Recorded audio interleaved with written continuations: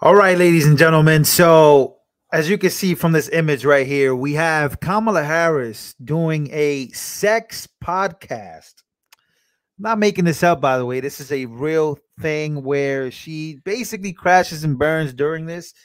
But it's the timing of this podcast. I don't really care what podcast she goes on, though I think this is pretty crazy. But of course, she makes a stop at this podcast during Hurricane Helene.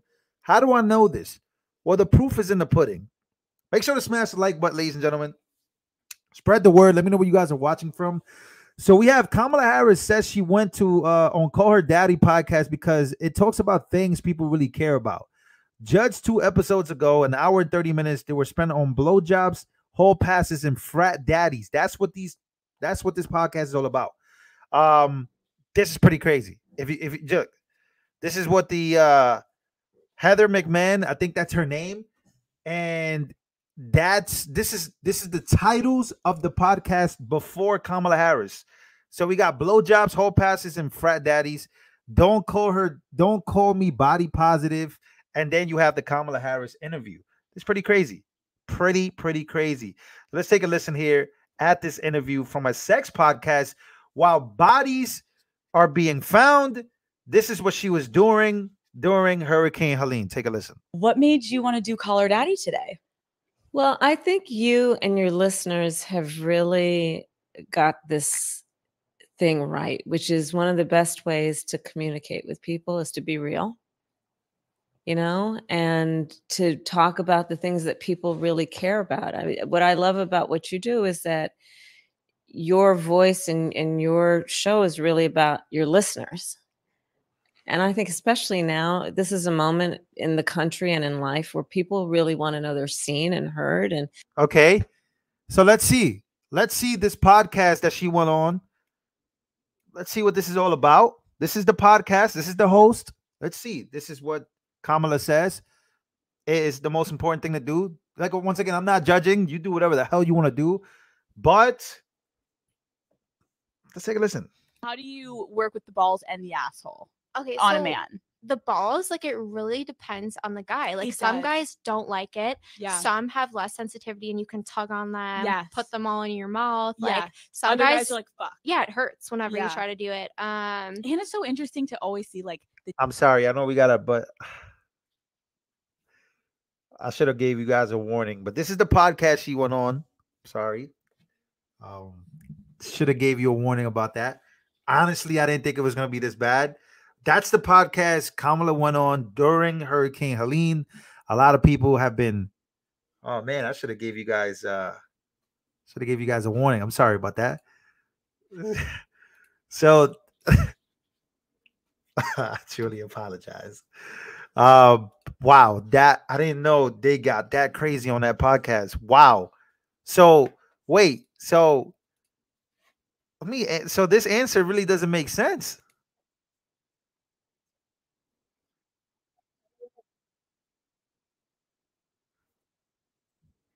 Somebody said, I can't believe you stooped that low. Brother, please let's not do this.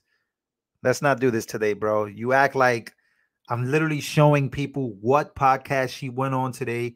This is what she was saying is the most important thing to do during Hurricane Helene. I'm showing why people are mad. You're getting mad at me for something I didn't say. You can hop off this channel if you're way too, if you can't handle it, bro, just get out. All right, grow the fuck up, man.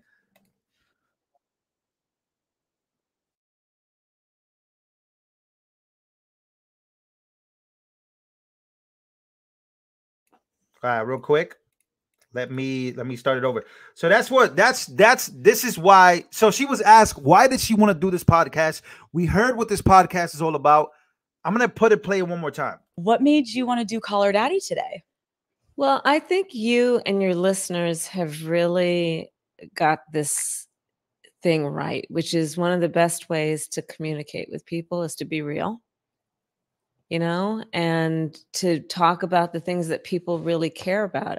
What I love about what you do is that your voice and your show is really about your listeners. And I think especially now, this is a moment in the country and in life where people really want to know they're seen and heard, and that they're part of a community, that they're not out there alone. I don't even think Kamala knows where she was going into. I really don't think she understands the type of podcast she did, but she did it. And here's more of it. They were told, obviously, their student loans would be forgiven, and now they are drowning in student debt. What do we say to those people? We are fighting, and I'm going to continue to fight for student debt relief. I mean, student loan debt is a huge issue. And to your point, it's a barrier to people being able to even think about starting a family, buying a home. And we need to give people relief. More lies, but it gets better. Take another listen to what's going on. By the way, if you guys can smash the like button, I have some more things to show you guys. Please smash the like button. Daddy gang, to put it in our TikTok terms, I have seen girls on the street walk up to men and be like, do you know where a tampon goes? Do you know how many tampons we use? Do you even know do you know what a X or Y or Z is of a part of our, and they don't know the answer. I was the first vice president or president to ever in office go to a reproductive health care clinic ever. Oh, but it gets worse than that. Let's go to Kamala Harris HQ. This is what they posted. I do want to clarify something. In the debate, former President Trump claimed that some states are executing babies after birth. Can you just clarify? By the way, I don't know if you guys saw the Tim Walz interview, but this makes more sense with Tim Walz abortion, because I want you to listen to Tim Walz Fox News meltdown, and then I want you to listen to this answer by radical stances by these Democrats. And when they get asked about it, this is what they do. And then I want to go back to Kamala during this interview. Take a listen. I want to clarify what the law is there in Minnesota. Abortion Finder, a website that helps women find access, says abortion is legal throughout pregnancy in Minnesota. There is no ban or limit on abortion in Minnesota based on how far along in a pregnancy you are. You signed the bill that makes it legal through all 9 months. Is that a position you think Democrats should advocate for nationally? Look, the vice president and I have been clear. The restoration of Roe versus Wade is what we're asking for. But that law goes far beyond Roe v. Wade. To make her own choice. The law is very clear. It does not change that. Radical stances by these Democrats when it comes to abortion, right? What I notice about this video is this guy never really answers the question, and she's confronting him on this because this is a radical stance by him and in Minnesota. And he doesn't directly answer the question when he's asked about the 9th month. So I'm going to play one more time, and then we'll go back to Kamala during that interview. Bill that makes it legal through all 9 months. Is that a position you think Democrats should advocate for nationally? Look, the vice president and I have been clear. The restoration of Roe versus Wade is what we're asking for. But that law goes far beyond Roe v. Wade. To make her own choice. The law is very clear. It does not change that. That was been debunked on every occasion. But wait. Let's agree. What you signed is there's not a single limit through 9 months of pregnancy. Roe had a trimester framework that did have limits through the pregnancy. The Minnesota law does not have that. This puts the decision with the woman and her healthcare providers. The situation we have is when you don't have the ability of healthcare providers to provide that, that's where you end up with a situation like Amanda Zaworski in Texas, where they are afraid to do what's necessary. This doesn't change anything. It puts the decision back on to the woman, to the physicians. And we know that this is simply something to be brought up to be very clear. Donald Trump's asking for a nationwide abortion ban. Wait, and again, we don't see this as a winning. He's not. He's literally said repeatedly. It's crazy. Conservatives think he's actually pro-life. He's actually pro-choice in his stance. But there you have it, ladies and gentlemen. That's what Satanism sounds like to me, in my opinion. Now let's go back to Kamala Harris' new interview. I do want to clarify something. In the debate, former President Trump claimed that some states are executing babies after birth. Can you just clarify? That is not happening anywhere in the United States. It is not happening, and it's a lie. It's a bold-faced lie that he is suggesting that. Can you imagine? Can you imagine? He is suggesting that women in their 9th month of pregnancy are electing to have an abortion. Are you kidding? That is so outrageously inaccurate, and it's so insulting to suggest that that would be happening and that women would be doing that. It's not happening anywhere. This guy is full of lies. I mean, I just have to be very candid with you. You know, so in my career, from the time I got out of law school through most of my career as a prosecutor, I understood that the words that I spoke and what I did with those words would be the difference between whether somebody was charged with a crime or went to prison, maybe prison for life. When I was Attorney General, I was the top law enforcement officer of the biggest state in this country. Where is she going with this? Bro, she just took a left turn. I'm not gonna lie. I don't know where she's going with this. And I was acutely aware that the words I spoke could be the difference between whether a corporation was in business or out of business. That the words I spoke. What? Where are you going? Could move markets. What? This is not funny. This is not funny at all. This is a serious topic, but where are you going? Where are you going with this? Was charged with a crime or went to prison, maybe prison for life. When I was Attorney General, I was the top law enforcement officer of the biggest state in this country. And I was acutely aware that the words I spoke could be the difference between whether a corporation was in business or out of business. That the words I spoke could move markets. The idea that someone is not only so careless and irresponsible and reckless, but out and out lies to create fear and division in our country, and thinks he should be president of the United States, standing behind the seal of the president of the United States, using the microphone that comes with that, and using that voice and those words in such an irresponsible, and that's mild, way. And this is why this election matters. There's what? Real quick, it's crazy how Democrats say stuff like this, but yet they've been pushing fear and division for a very long time when it comes to Project 2025. And I heard that Project 2025 is somewhat endorsing Kamala Harris. So it is pretty crazy listening to this, but I do want to go. So we know that she was filming that while bodies were, being uncovered, and a big time hurricane struck, the South. And here's what Americans are dealing with. While she's doing a sex podcast, this is what real Americans are dealing with in North Carolina and Georgia. FEMA's here. You know what FEMA just told us? We can't get you a phone. I have no ID. I have no way to pay for food.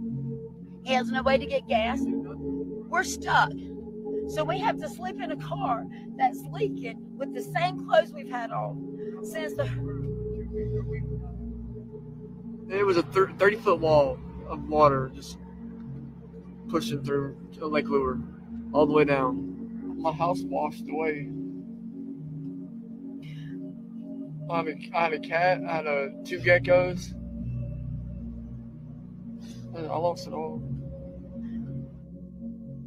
It was like by a miracle that we made it. I started to call 911. I could not get through. I called again and I was able to get through. And I said, the water's coming in our house. And they said, get to higher ground. And I was like, okay, we're going in the attic. And we're overwhelmed with calls right now. That's all we can tell you to do. your adrenaline pumping. It's like this is you're saving your life right now. You're doing it. So that's what American citizens are dealing with today, which is pretty crazy. There's a lot of news coming out of different areas like Asheville, many different areas that have been affected by this hurricane. There's a lot of different things coming out. One of the main things that's coming out is Senator Tom Cotton's interview with NBC. I do want to show you this clip that's going around. Tom Cotton, where Democrats are basically lying for FEMA. Take a listen to this. Unbelievable. I think is about this misinformation. Do you think this is a time to put falsehoods aside, like the idea that FEMA funds are being redirected to migrants, which is just not true? Well, it is true that FEMA and the Department of Homeland Security have been spending billions of dollars on migrants. Now, I understand some people say they're separate funds, but we just passed a short-term spending bill. It's very common for the administration to come and ask for permission to move money between funds, especially to prepare for emergencies.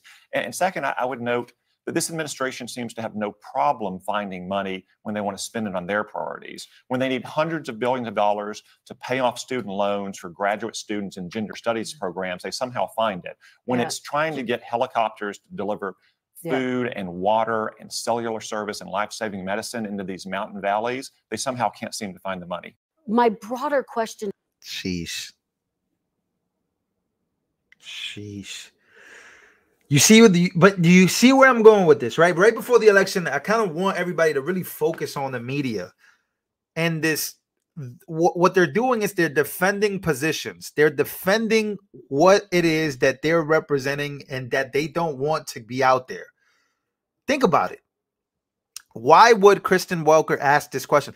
Can you please clarify that FEMA is not allocating money to migrants, and that's the reason they ran out of money? Like, bro, they ran out of money.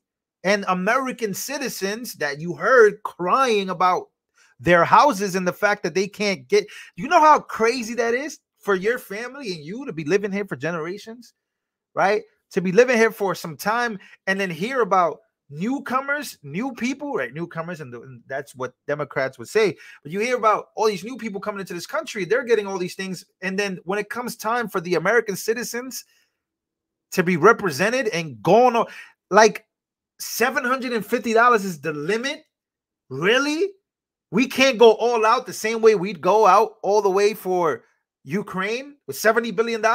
Let's do $10 billion. Let's make sure these people have new houses. Let's make sure everything is built around them. No, we have a vice presidential candidate that probably can win. Yes, crazy to say, but she can win over here on a sex podcast talking about nonsense. Meanwhile, you got starving American citizens. I'm telling you, this is pretty crazy. But they got to defend this position. They have to defend this position. There's a video that just came out. I want to do a reaction to it. You guys are going to love it. I'll show you guys a preview of this. But it's by Laura Trump and Dana Bash. They went at it when it comes to this specific topic. I'm going to play this clip. I do want to play the whole thing. I'll probably do a different live for it. Smash the like button if you haven't smashed the like button, please. Right now, let's get over 2,000 likes if you guys can. Let's take a listen. He said that FEMA is only offering $750 to Americans who have had their homes destroyed. That's not true. He's also echoing conspiracy theorists online. That's not true? Really? Who falsely claim that the administration is redirecting disaster money for undocumented immigrants. That's also not. That's not true? True. Why is he spreading misinformation in a crisis like that? And does that see what I mean? You see what I mean? It's not. This is the type of games they're playing with you.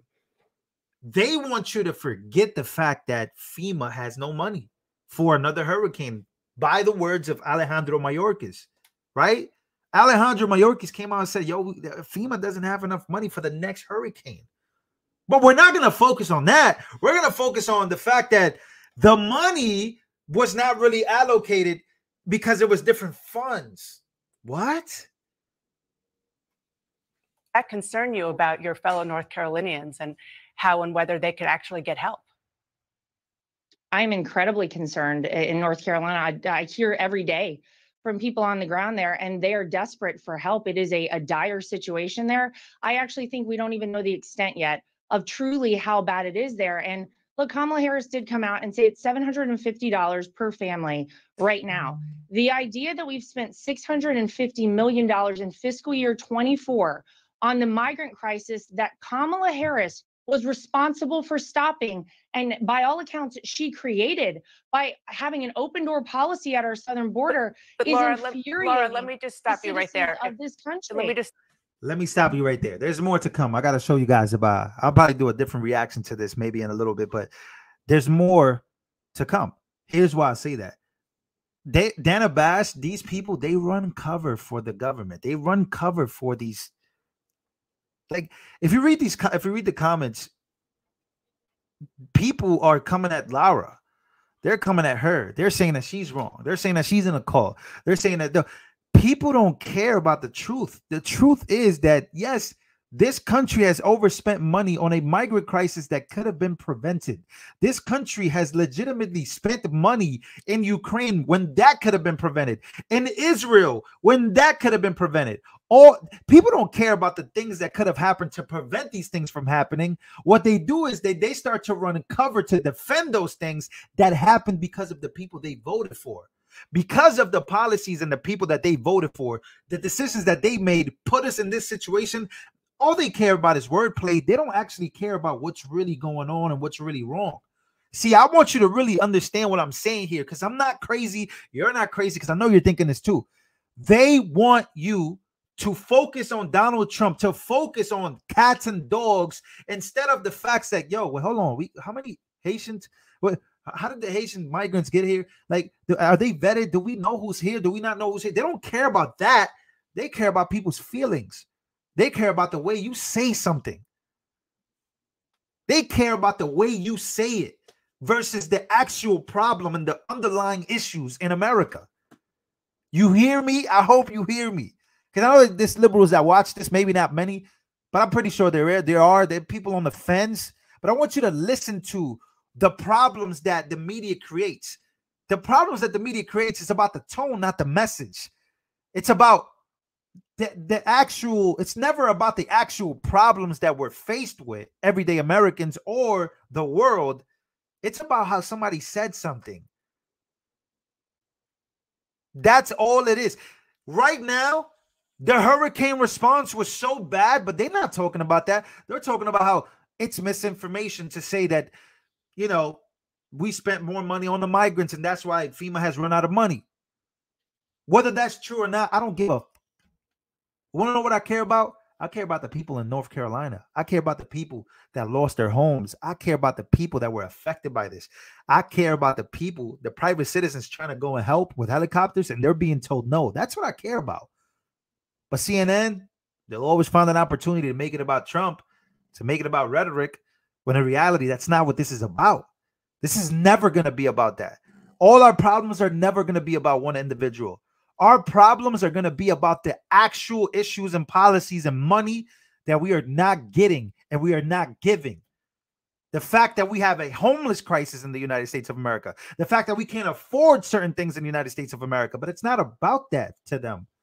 To liberals in those comments, they don't care about the slow response, about Kamala doing a sex podcast.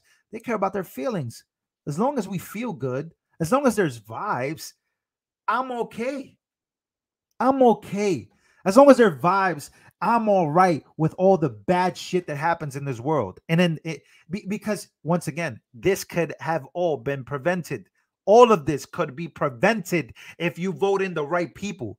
But you're not going to vote that person. You're not going to vote Trump. This is my last thing I was saying. I'm out. You're not going to vote Trump because he hurt your feelings, because you don't like his stances on certain things and the way he says it.